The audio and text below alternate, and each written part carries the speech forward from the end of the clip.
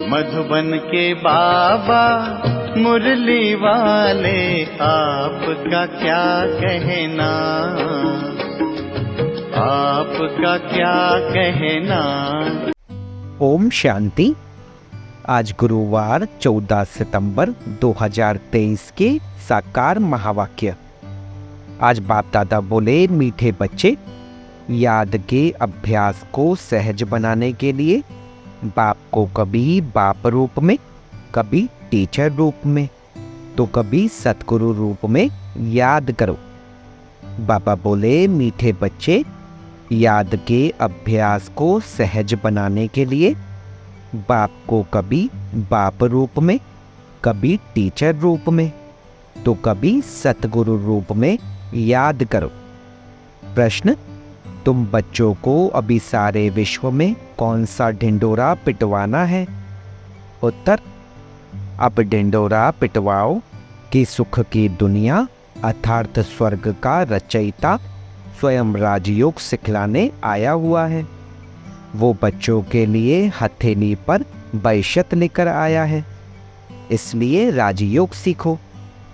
बाप स्वयं कहते हैं, बच्चे, अब तुम्हारे 84 जन्म पूरे हुए हैं, तुम्हें मेरे साथ घर चलना है।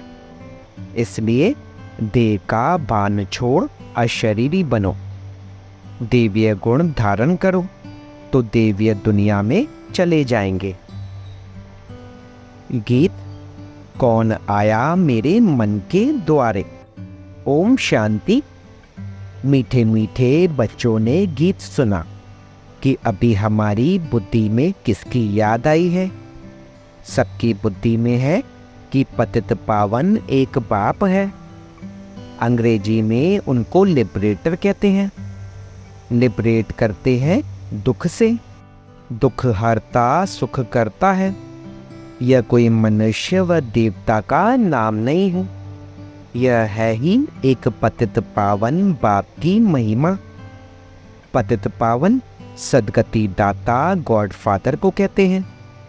मनुष्य की यह महिमा हो न सके। लक्ष्मी नारायण को, ब्रह्मा विष्णु शंकर को पतित पावन नहीं कह सकते। पतित पावन ऊंचते ऊंच एक ही है।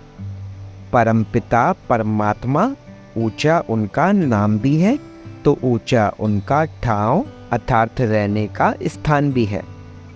तुमको निश्चय है कि यह हमारा बाबा है। शिव को ही बाबा कहते हैं। शिव ही निराकार है। शिव का चित्र अलग, शंकर का चित्र अलग है। वह शिव बाप शिक्षक सतगुरु है। आज सतगुरुवार है।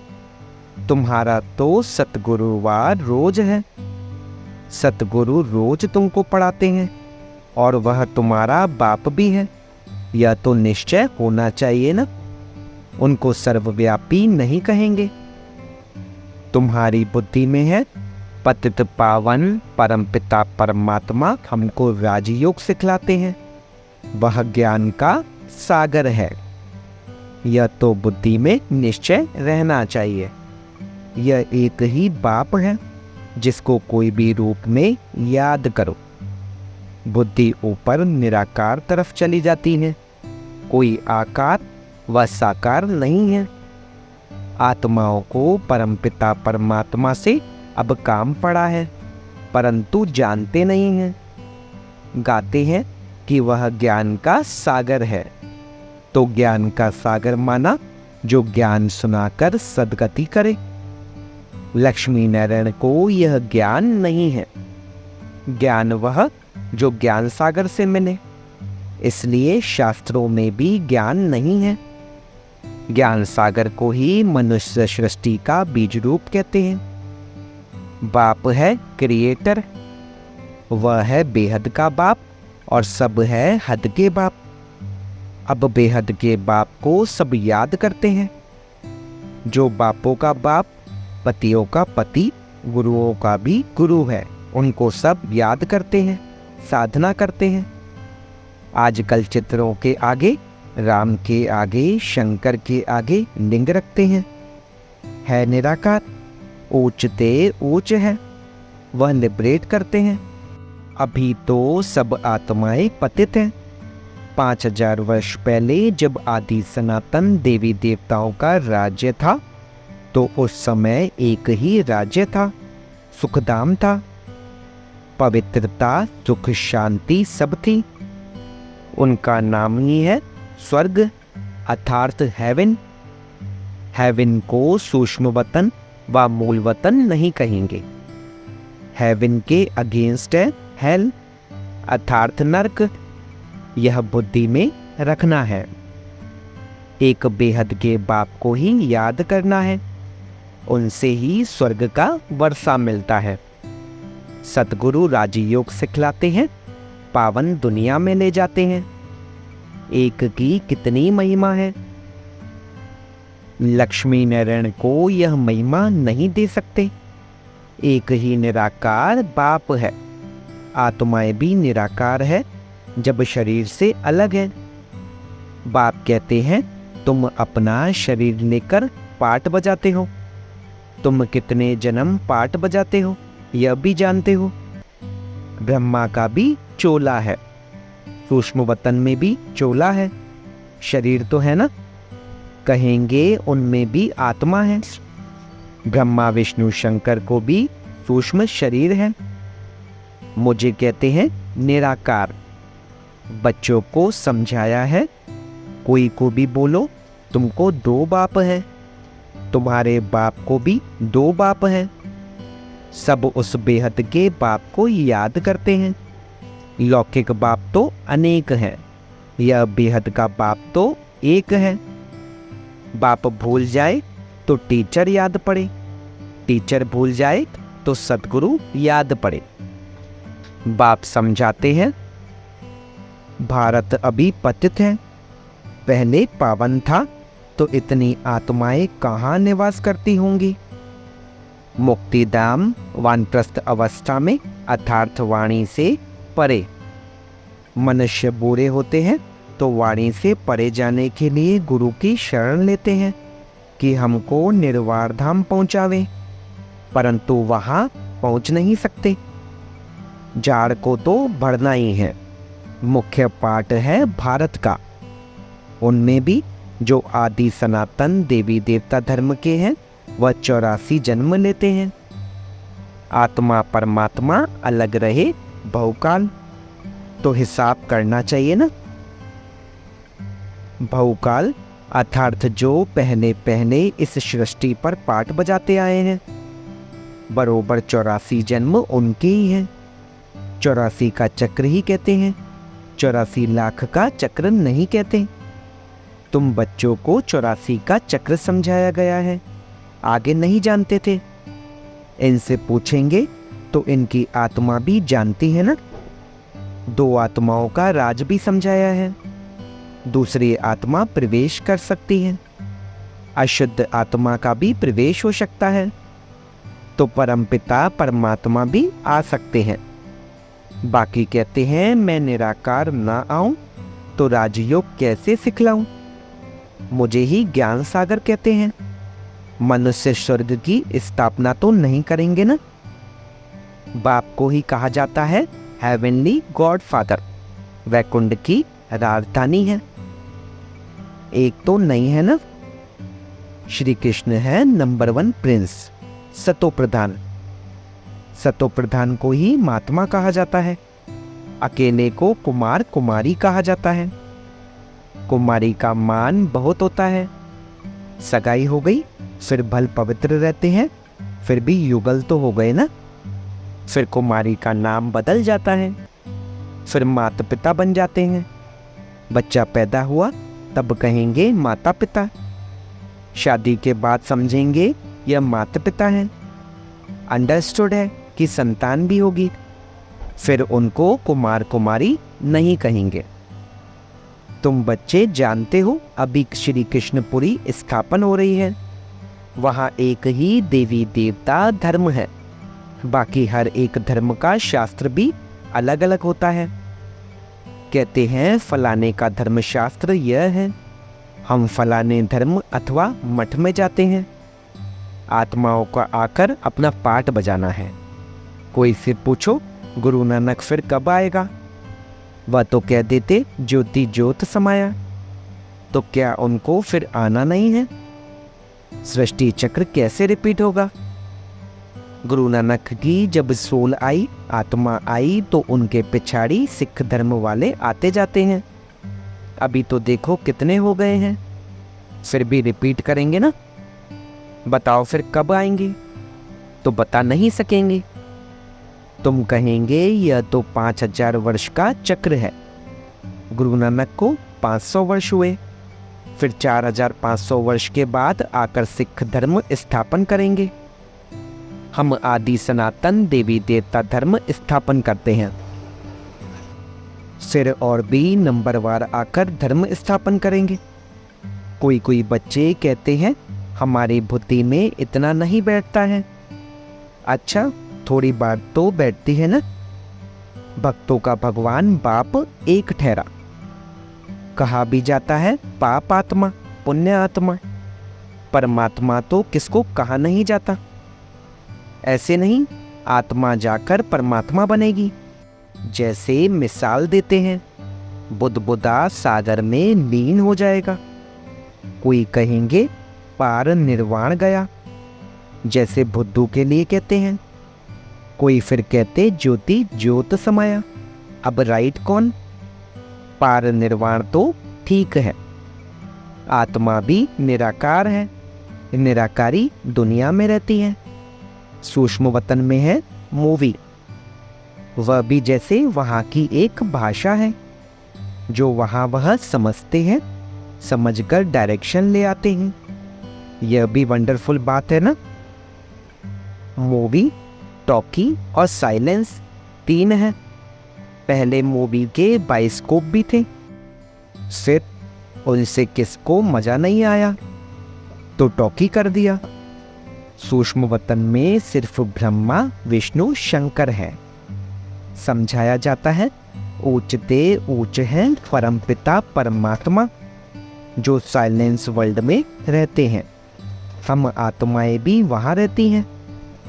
पतित पावन एक ही सतगुरु है, सर्व का सदगति दाता वही है।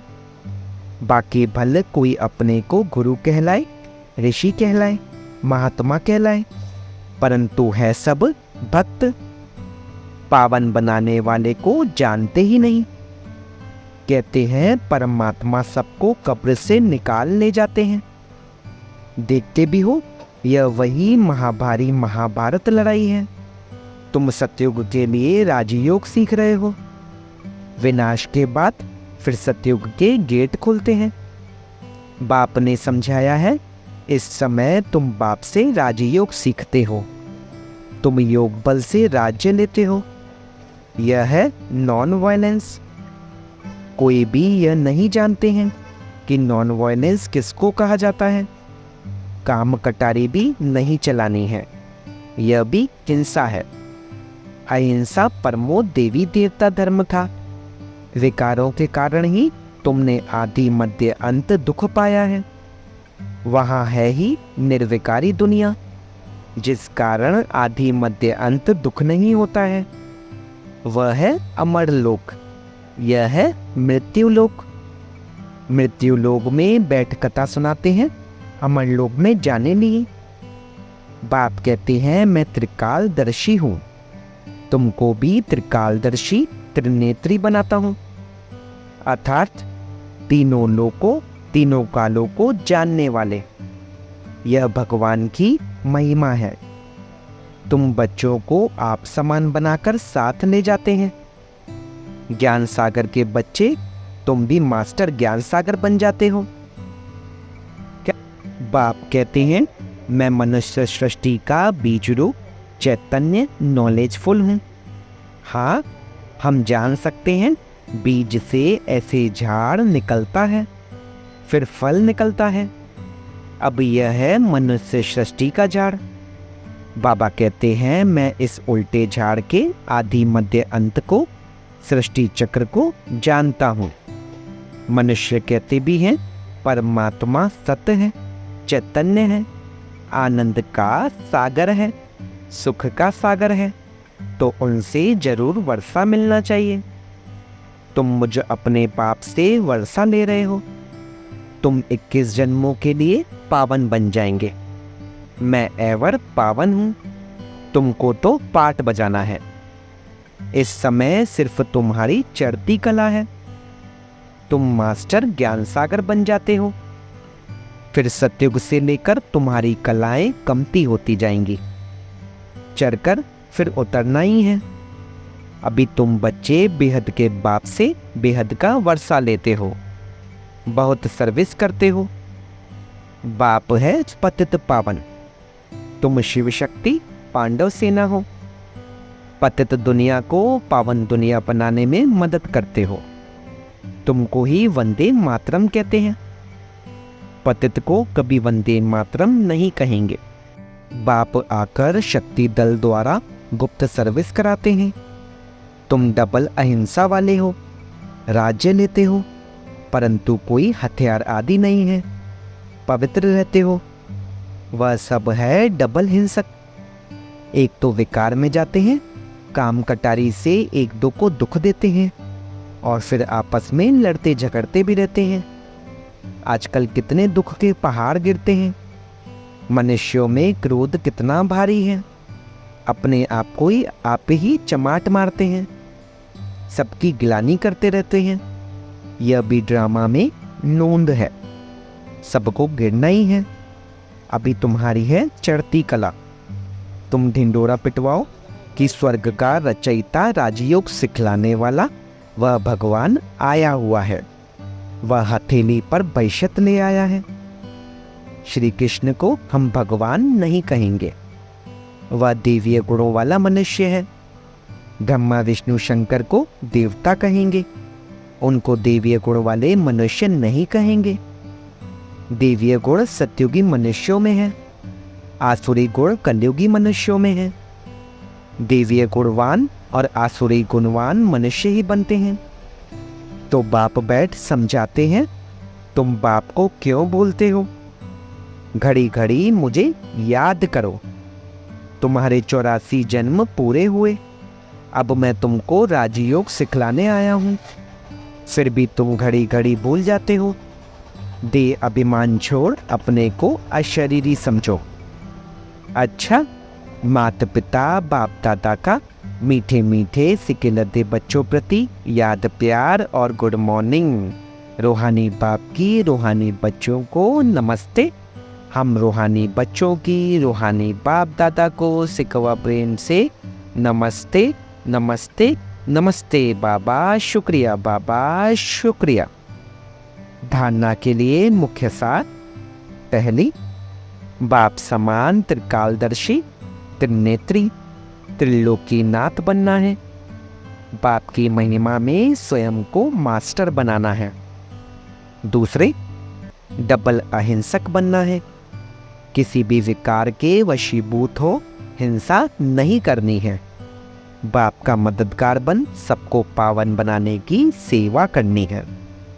वरदान, ज्वाला रूप की याद द्वारा स्वयं को परिवर्तन कर ब्राह्मण से फरिश्ता सो देवता भव। जैसे अग्नि में कोई भी चीज डाली जाती है तो नाम रूप गुण सब बदल जाता है। ऐसे जब बाप के याद की लगन की अग्नि में पड़ते हो तो परिवर्तन हो जाते हो। मनुष्य से ब्राह्मण, फिर ब्राह्मण से फरिश्ता सो देवता बन जाते हो। जैसे कच्ची मिट्टी को सांचे में डालकर आग में डालते हैं तो ईंट बन जाती, ऐसे यह भी परिवर्तन हो जाता। इसलिए याद को ज्वाला रूप कहा जाता है। स्लोगन, शक्तिशाली आत्मा वह है जो जब चाहे तब शीतल स्वरूप और जब चाहे तब ज्वाला रूप धारण कर ले। शक्तिशाली आत्मा वह है जो जब चाहे तब शीतल स्वरूप और जब चाहे तब ज्वाला रूप धारण कर ले। ओम शांति।